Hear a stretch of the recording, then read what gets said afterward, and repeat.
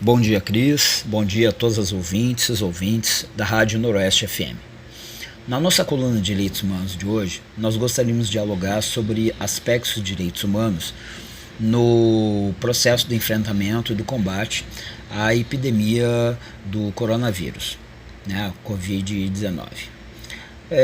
Do ponto de vista aí da saúde, uma série de questões têm sido colocadas. Importante lembrar, por exemplo, que uma questão que está sendo levantada pelas centrais sindicais e pelos movimentos sociais, que é a necessidade de revogação da emenda constitucional 95, aquela que congela por 20 anos os gastos das políticas sociais, saúde, educação, assistência e outras. Essa questão já foi colocada aqui em um programa anteriormente feito aqui na nossa coluna, porque nós sempre dissemos que aquilo significava condenar à morte uma parte da população, e agora, com a pandemia, a epidemia do coronavírus aqui no Brasil, mais pessoas passam a perceber a gravidade daquilo que aconteceu. Significa impedir o uso de recursos que existem, sim, né, existem recursos, por exemplo, que podem ser decorrentes de um não pagamento, de uma suspensão, de uma mudança nessa lógica do pagamento da dívida pública, que consome mais de 40% do orçamento da União. Se fala muito em desvio de dinheiro, de corrupção e etc. Uma maior corrupção é a dívida pública. Portanto, é importante relembrar que questões de direitos humanos têm uma incidência direta na vida das pessoas. Então esse é um exemplo. Acho que tem várias questões aí do ponto de vista da situação do nosso sistema de saúde, do SUS. Agora a gente percebe mais claramente, né, o erro desse paulatino desmonte do SUS. Para ter uma ideia disso, o próprio governo Bolsonaro, que anteriormente dizia que os médicos cubanos que vieram pelo Mais Médicos eram agentes do comunismo e outras idiotices desse tipo, agora afirma que os médicos cubanos serão chamados novamente, né? Ou seja, coerência zero, né? Uma absoluta hipocrisia e uma falta de escrúpulos e um mau caráter assim gigantesco. Então, na área da saúde tem uma série de questões, mas que em outros espaços já estão sendo tratados. Mas é importante também observar que essa epidemia do coronavírus nos coloca alguns desafios do ponto de vista dos direitos humanos. É importante lembrar que há cerca de uma semana, talvez um pouco mais, um pouco menos, a comissária de direitos humanos da ONU, a ex-presidenta do Chile, Michelle Bachelet, reforçou essa questão, que o enfrentamento ao coronavírus deveria respeitar os direitos humanos. E no nosso caso aqui no Brasil, nós devemos ficar muito atentos a algumas questões.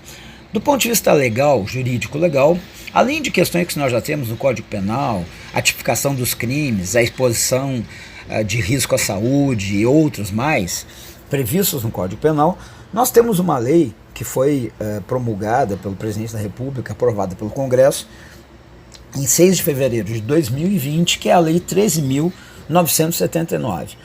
É uma lei que dispõe sobre as medidas para o enfrentamento da emergência da saúde pública de importância internacional decorrente do coronavírus, responsável pelo surto de 2019.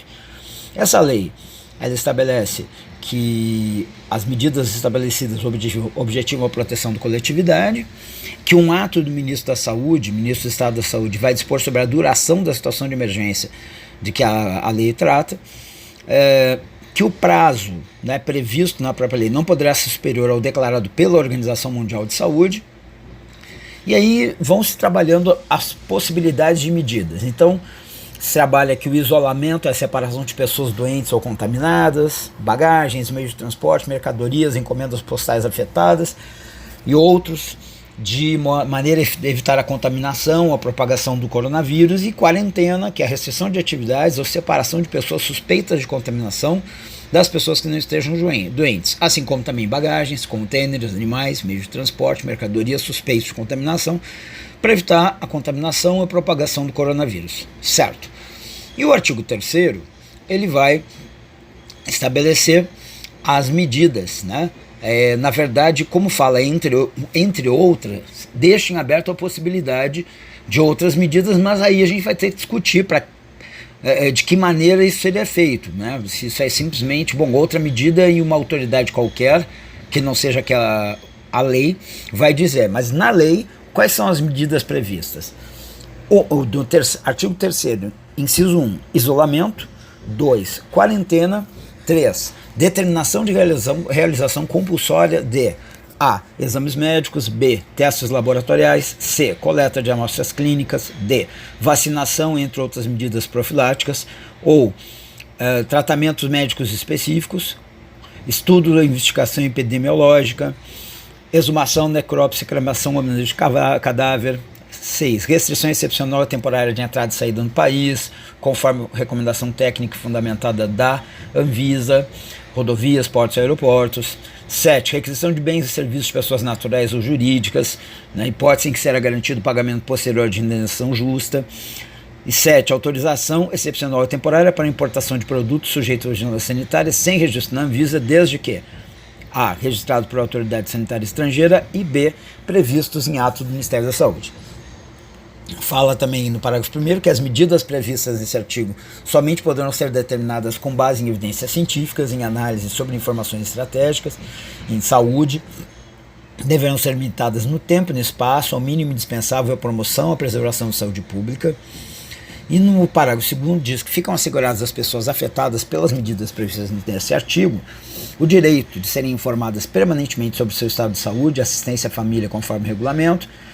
2, o direito de receberem tratamento gratuito. 3, o pleno respeito à dignidade, aos direitos humanos e às liberdades fundamentais das pessoas, conforme o artigo 3º do Regulamento Sanitário Internacional, né, que é previsto e vale como norma também aqui no Brasil.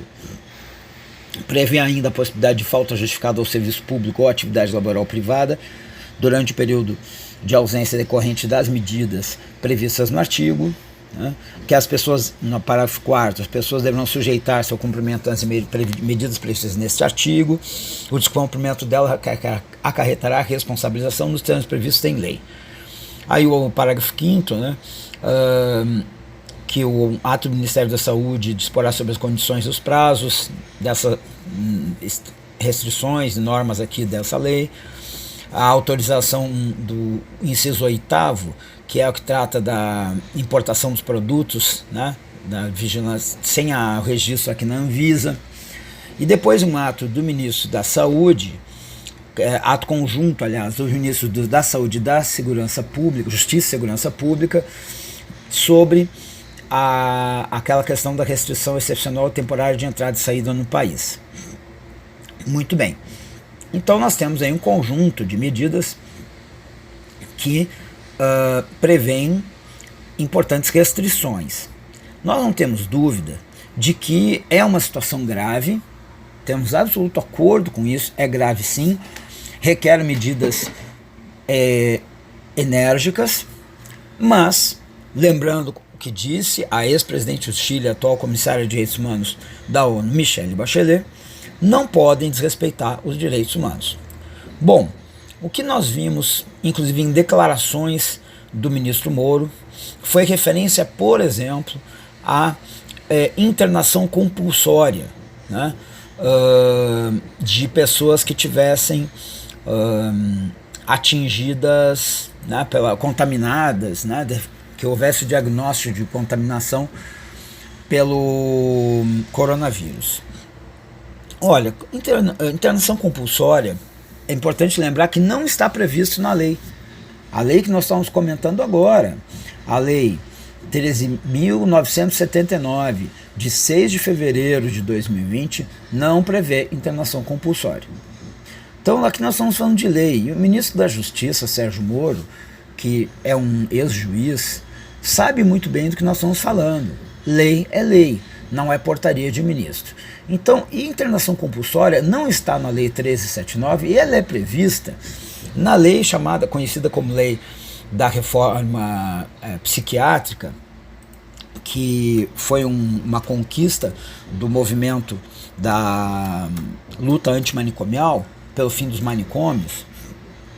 E essa lei da reforma psiquiátrica, ela estabelece 3 modalidades. É a lei 10.216, né, de 6 de abril de 2001, que ela prevê 3 possibilidades de internação, né, e nós estamos falando aqui de saúde mental. Veja só, Ela fala sobre proteção de direitos das pessoas portadoras de transtornos mentais, né, e redireciona o modelo assistencial em saúde mental. As internações lá previstas são internação voluntária, aquela que se dá com o consentimento do usuário.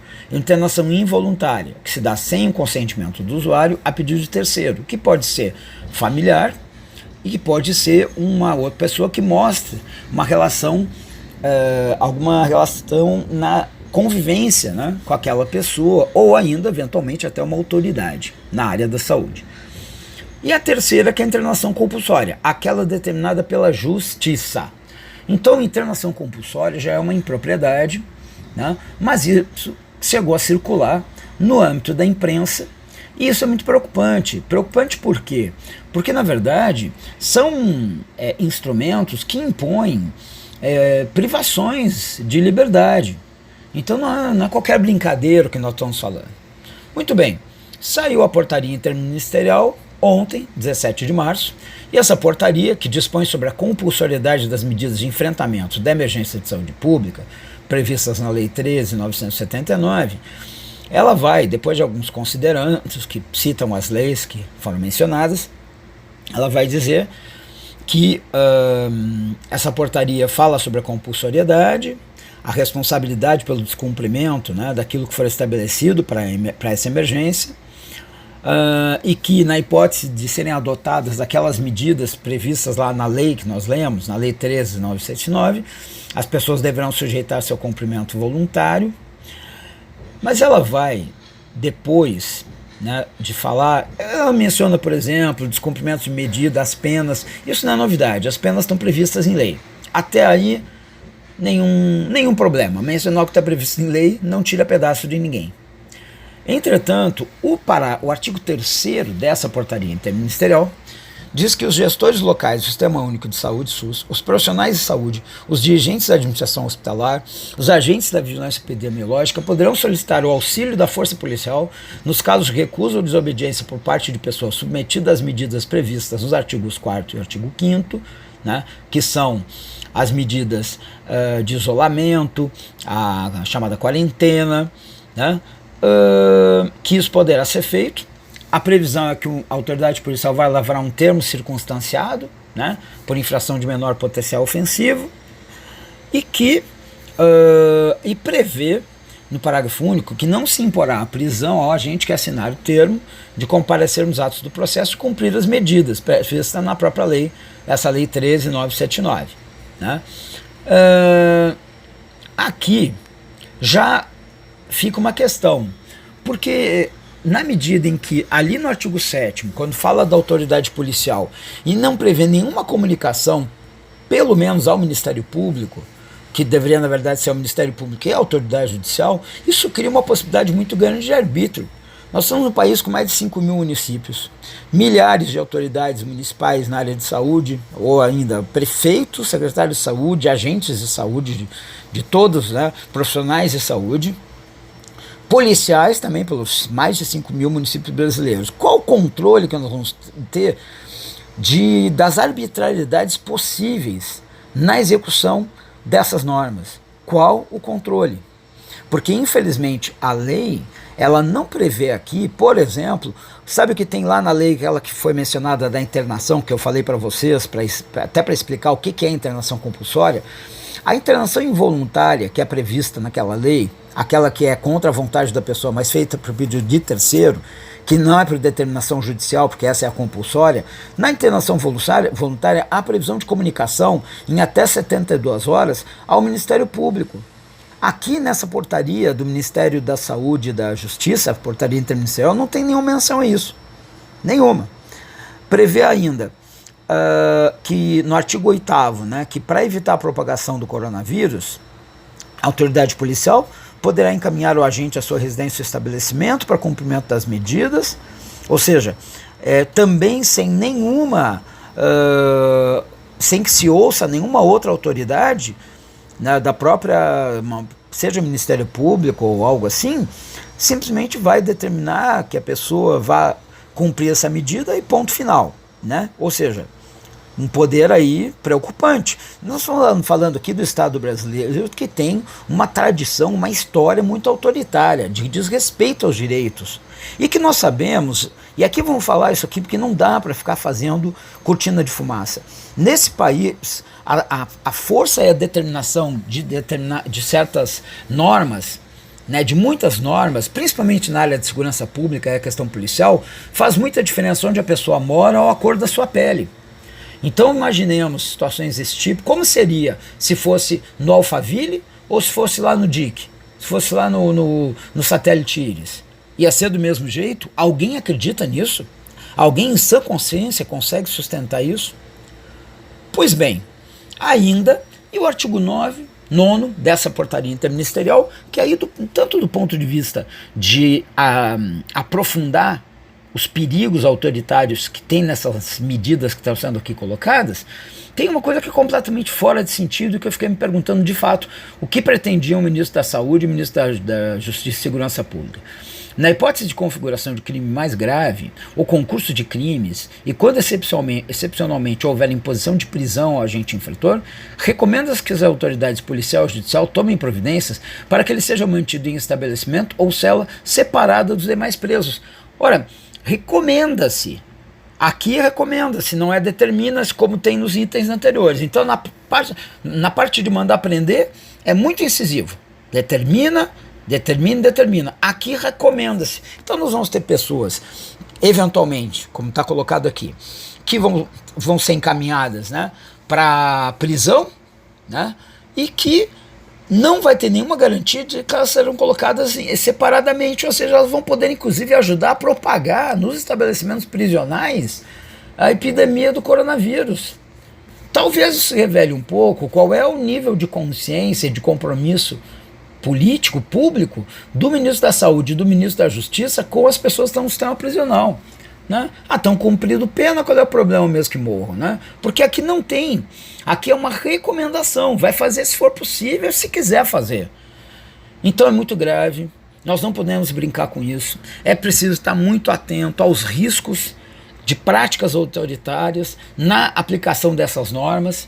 E aqui eu faço um apelo a todas as pessoas, quem tiver conhecimento de abusos de autoridade, de abusos, seja autoridade sanitária ou policial, entre em contato conosco do Fórum Municipal de Defesa dos Direitos Humanos. Nós temos um contato temos uma página no Facebook, Fórum Municipal de Defesa dos Direitos Humanos de Campinas, e também temos um contato via WhatsApp, que é o DDD 19, o telefone 99339 4111. Então, DDD 19, o telefone é 99339 4111. Denuncie, porque nós vamos tentar, dentro dos nossos limites, evitar maiores arbitrariedades. E, por fim, lembrar que, lamentavelmente, em meio a tudo isso, o presidente da República, que é absolutamente contra os direitos humanos, mostrou que é contra, inclusive, a saúde do Brasil com as suas atitudes irresponsáveis. E hoje, a partir das 8 da noite, na verdade, e com concentração maior a partir das 8h30, nós vamos ter protestos. Mas não é para ter aglomeração. Não, o protesto é na janela da sua casa ou do apartamento em que você mora. Vá, grite contra esse governo Bolsonaro, grite em apoio aos trabalhadores e trabalhadoras da saúde pública, contra o coronavírus. É preciso cobrar, nós temos que nos manifestar. O fato de hoje não poder ter aglomerações nas ruas não nos impede de fazer certos protestos, então não vamos perder essa oportunidade, e acho que é importante permanecer atento e vigilante e também tomar cuidado para que medidas que têm caráter excepcional não se prolonguem no tempo. Senão nós poderemos estar vendo coisas arbitrárias sendo feitas quando já não há necessidade de uma situação tão emergencial. Então vamos ficar alertas, nós vamos ficar juntos enfrentando tanto essa epidemia quanto esse governo Bolsonaro que é anti-direitos humanos. Muito obrigado.